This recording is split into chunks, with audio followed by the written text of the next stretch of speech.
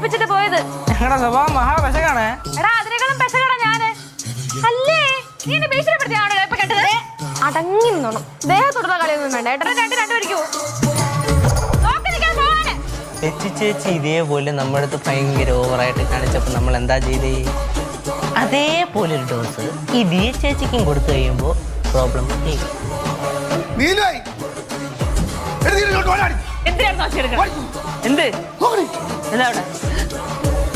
തീരെ സഹിക്കാൻ പറ്റില്ല. ഭയങ്കര ഓവറായിരുന്നു.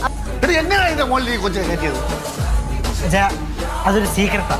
അത് ഞങ്ങൾക്കും ലച്ചു ചേച്ചിക്കും പിന്നെ ദിപ്പ ദിയ ചേച്ചിക്കും മാത്രമേ അറിയൂ.